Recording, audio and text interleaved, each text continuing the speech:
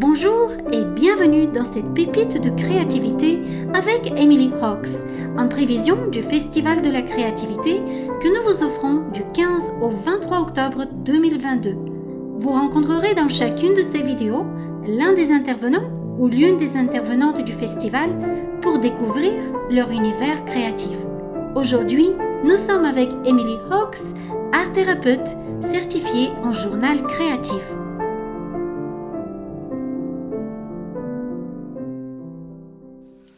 Bonjour à tous, je suis Emily Hawks et je suis ravie d'être là avec vous pour ce festival sur la créativité.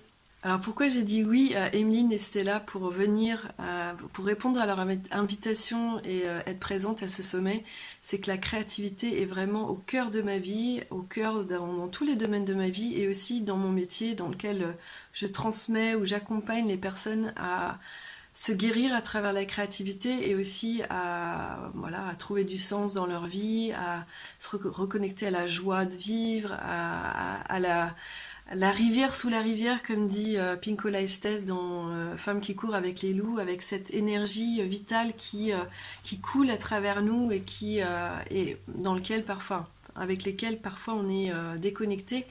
Et donc c'est la créativité pour moi c'est une reconnexion avec une partie de soi, avec la vie en fait, parce que quand on regarde autour de soi, la nature, c'est la créativité, l'essence même de la nature et dans la vie dans laquelle on est là, naturelle, c'est la créativité et nous faisons partie de ce grand tout créatif et à l'intérieur de nous, il y a cette créativité-là. Et moi, mon cheval de bataille, c'est vraiment de dire à tout le monde, vous êtes tous créatifs, vous êtes tous des êtres créatifs et d'amener cette connexion là par ce que je fais dans mon métier d'art thérapeute et puis aussi d'animatrice certifiée en journal créatif et aussi pourquoi j'en suis arrivée là à transmettre ça, à accompagner les personnes là-dedans, c'est que moi-même j'ai passé des années et des années à être coupée de cette créativité-là alors que j'étais très très créative petite et aussi adolescente. Et il y a eu une coupure pour différentes raisons, mais une coupure radicale, brutale, immédiate avec ma créativité et j'ai vraiment senti à l'intérieur de moi un vide existentiel abyssal et ça a été toute une quête pendant 15 ans, de 20 ans à peu près, 19-20 ans jusqu'à mes 35 ans, pour retrouver le chemin de cette créativité-là, une créativité pure qui n'est pas entachée par l'ego, le désir, par vouloir en faire quelque chose, qui n'est pas polluée par cette volonté de perfection, cette culture du résultat dans lequel on baigne dedans, de se libérer de tout ça. Ça a été 15 ans de guérison, de déprogrammation mentale, etc. Et donc aujourd'hui, ça me tient vraiment à cœur de partager ça à d'autres parce que je vois que dans notre système, dans notre société, il y a un vrai besoin, un vrai manque de cette connexion et cette créativité-là. Pourquoi ? Parce que on est dans la vie en fait. La créativité, c'est la vie. Et quand on est en déconnexion avec sa créativité à l'intérieur de soi, on est en déconnexion avec la vie. Et donc pour moi, la créativité, c'est ça. C'est vraiment l'énergie de vie qui passe à travers nous et qui sort, que ce soit par la voix, que ce soit par les mains, par le corps, si c'est la danse, qui se manifeste. Et c'est pas forcément artistique. Pour moi, la créativité, c'est beaucoup plus large que dans le domaine de l'art, parce que souvent, là, il y a des idées préconçues que la créativité, c'est forcément artistique, alors que pour moi, c'est beaucoup plus vaste. C'est vraiment une manière de regarder le monde, d'être dans le monde, d'interagir avec le monde, avec un esprit de curiosité, d'ouverture, de jeu, J-E-U, d'émerveillement aussi, et aussi d'être dans l'instant présent, parce que être en lien avec sa créativité, c'est très en lien aussi avec être dans l'instant présent. Pour entendre la petite voix de l'inspiration qui nous souffle à l'oreille très doucement, qui murmure à l'oreille, et ça demande un calme intérieur aussi pour pouvoir entendre cette petite voix, la petite voix qui va dire tiens, j'ai envie de faire j'ai envie de patouiller avec des couleurs sur ma page, voilà. Et une fois qu'on a patouillé, on a fait une page que j'appelle faire du n'importe quoi, ben c'est quoi le tout petit pas d'après que nous souffle la petite envie qui nous vient et qui n'est pas du tout en lien avec ça c'est beau, faire quelque chose de beau, d'intelligent, etc. Donc voilà ce que je peux dire par rapport à tout ça. C'est un peu fouillis ma présentation, j'improvise, je laisse venir comme ça vient. Pour moi, la créativité en tant qu'art-thérapeute, et puis avant d'être art-thérapeute, d'avoir fait tout ce travail de quête à l'intérieur de moi pour retrouver cette connexion avec cette énergie de vie, de la créativité, eh bien c'est un grand chemin de guérison et c'est par la créativité que j'ai pu guérir ma créativité. Je crois que c'est Julia Cameron qui utilise cette phrase-là, qui dit c'est par la créativité qu'on peut guérir sa créativité, c'est en créant qu'on peut guérir et à se reconnecter à sa créativité. On est vraiment dans quelque chose, dans du mouvement et j'ai pu le vivre en profondeur, ce pouvoir, cette puissance de guérison qu'est l'expression créative. Et ben voilà, c'est ça que j'ai envie de transmettre aujourd'hui et c'est ça aussi que j'ai envie de transmettre dans le sommet parce que le thème, j'ai pas encore tout à fait... là on est au mois d'août, on est début août quand je vous fais cette vidéo et je suis juste en train de jouer avec les idées pour le moment mais je pense que ça va être autour du thème de la... qu'a abordé Clarissa Pinkola Estés dans Femmes qui courent avec les loups, de cette notre rivière de la créativité qui est polluée par plein de choses différentes et puis je pense qu'on va aller... je vais aller vous proposer quelque chose pour apprendre à déjà conscientiser quelles sont les pollutions intérieures ou extérieures qui vous empêchent de créer, mais aussi, surtout, le plus important, c'est faire les premiers petits pas pour commencer à dépolluer la rivière. Et voilà, moi, ça m'a mis 15 ans et encore, je continue. Hein, il y a encore des petites pollutions ici et là dans ma rivière de la créativité. C'est pas quelque chose qui se fait du jour au lendemain, c'est vraiment... un travail, selon les parcours de chacun, les histoires de chacun, ça peut être assez long. Voilà, ça a duré 15 ans pour moi, je vous rassure, c'est beaucoup plus rapide pour d'autres personnes. Mais ça a été mon chemin à moi pour pouvoir mieux transmettre. Aujourd'hui, ça a tout son sens, ce long chemin des 15 ans de retrouvailles avec ma créativité pour aujourd'hui transmettre ça et comprendre, être en totale empathie avec les personnes qui sont dans ce processus de dépollution de ma rivière. Et donc voilà, je pense que ça va être quelque chose autour de ça. Je n'ai pas plus de détails pour le moment. Voilà, c'est un petit teaser pour vous donner envie de participer à mon petit atelier. Alors aussi, ce que je peux vous dire, c'est que la créativité pour moi, c'est comme mon hygiène au quotidien. C'est un peu comme on peut méditer, on peut faire un jogging, faire du sport, etc. Pour moi, c'est vraiment tous les jours. Je suis dans mon journal créatif. Je vous en parlerai plus de ce que c'est que le journal créatif. Voilà, c'est une méthode auquel je suis formée et certifiée. Et je vous ferai une petite découverte de cette méthode en temps voulu pendant le sommet.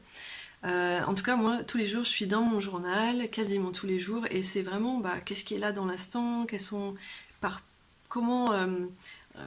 c'est comme un support, enfin, en tout cas, la créativité, et quand ça se manifeste, c'est comme un miroir sur toute la partie invisible de mon être, et ça permet de mettre en lumière. Il y a plein de chemins possibles pour mettre ça en lumière, pour regarder de quoi j'ai besoin aujourd'hui, qu'est-ce que j'ai besoin de déposer, qu'est-ce que j'ai besoin est-ce que j'ai besoin d'un éclaircissement un éclairage sur certains points dans ma vie, est-ce que j'ai juste simplement besoin d'un terrain de jeu dans lequel je vais juste patouiller dans mon journal. Voilà, c'est une porte d'entrée tous les jours pour aller me reconnecter à mon univers intérieur et de voir quels sont les besoins qui ont besoin d'être entendus, les envies qui ont besoin d'être exprimées et de les manifester. Donc, et je vois que cette connexion à ma créativité tous les jours de cette manière-là, chaque personne créative va trouver sa manière. Hein. Il y en a, c'est le jardinage, d'autres, ça va être la cuisine. Voilà, il y a plein de manières d'exprimer sa créativité, mais en tout cas dans ma manière là d'entrer en lien avec ma créativité, je vois bien le avant et le après. Quand j'avais pas ça dans mon quotidien et depuis que je l'ai, je vois à quel point je peux aller me connecter à mon sage intérieur, parce qu'il y a beaucoup de sagesse aussi quand on commence à interagir avec ce qui émerge de soi là de manière spontanée, eh bien c'est assez bluffant de voir la sagesse qui s'y cache et de recevoir les enseignements de cette sagesse qui est là en nous en fait. Hein. Donc il y a aussi la magie. C'est vrai que j'ai pas parlé de magie dans la créativité, mais c'est un petit peu comme si vous avez un potager et que vous plantez vos légumes, de voir la magie, comment une petite graine peut petit à petit... Enfin, c'est la magie de la vie en fait. Et c'est pareil dans le flux créatif. Quand on est vraiment en interaction, moi je le vis comme ça, c'est une forme de magie qu'on peut retrouver dans le quotidien. Comment je fais pour rentrer en lien, vraiment par ma volonté être en lien avec cette petite voix intérieure? Eh bien, ça me demande d'être vraiment au clair à l'intérieur. Si je suis agitée, je peux pas. Donc je suis obligée de faire soit un petit processus créatif pour calmer, pour m'ancrer, m'aligner, me centrer. Et ensuite après, je peux faire un travail enfin pas un travail, mais rentrer dans le flux. En fait, comme la vie quotidienne hein, pour beaucoup de personnes, et c'est pareil pour moi, je suis complètement, il y a une forme de tornade, quoi, de choses à faire, la to-do list, il faut que, je dois, toutes les choses à faire pour que le quotidien fonctionne. Et en plus, on est dans un système qui appuie là-dessus, sur le faire. Le processus créatif, c'est tout l'inverse. C'est un mélange d'être et de faire. Et pour ça, ça demande vraiment de sortir de ce tourbillon-là, de ce train 250 à l'heure, là, et de le calmer. En tout cas, moi, c'est ça, c'est de vraiment... Il faut que je me calme, je me centre. Et là, ça aussi, même ça, ce centrage et cet ancrage, ça peut se faire de manière créative. Il y a plein de techniques, justement, je pense que je vais vous en montrer pour démarrer l'atelier, de pouvoir se centrer et revenir à l'essentiel, pour commencer à entendre cette petite voix qui est là. Si j'avais un message à partager, c'est vraiment, je l'ai dit tout à l'heure, mais je vais le redire, vous êtes tous créatifs. Je sais qu'il y a beaucoup de personnes qui, quand ils vont entendre cette phrase, se dire ah oui, mais moi, les autres oui, mais pas moi. Et vraiment, à partir du moment où vous êtes un être humain, vous êtes créatif. Rappelez-vous quand vous étiez enfant, vous étiez en train de jouer avec, créer des histoires avec vos jouets. Il y a la croyance qu'on n'est pas créatif parce que sur le chemin, pour devenir adulte, très très très peu d'entre nous arrivons à garder ce lien avec l'enfant. Je crois que Picasso avait une citation, faudrait que je la retrouve, qui disait voilà, le plus difficile, c'est de rester enfant tout en devenant adulte. Et c'est ça qui s'est passé aussi quand j'ai eu ma coupure personnelle, c'est qu'il y a vraiment eu cette coupure avec l'enfant créatif en moi. Et donc voilà, c'est pour, si j'avais mon message, c'est vraiment que c'est possible, même si aujourd'hui vous vous sentez très très très très très loin de votre créativité, c'est possible de la retrouver, c'est possible de la réinviter dans votre vie pour retrouver la flamme de la créativité en vous. Et super, il y a ce sommet-là pour vous donner envie avec tous les différents intervenants qui seront là. Et voilà, je vous souhaite un super sommet, venez nombreux, je suis sûre que vous allez apprendre plein de choses, ça va vous inspirer, vous donner, ça va venir réveiller en vous cette flamme si elle est éteinte ou si elle est toute petite. Et voilà, je vous transmets ça en espérant que votre petite flamme va venir s'éveiller et ça sera mon objectif en tout cas quand je vais faire l'atelier. Je vous dis à bientôt, on se retrouve dans le sommet, bye bye.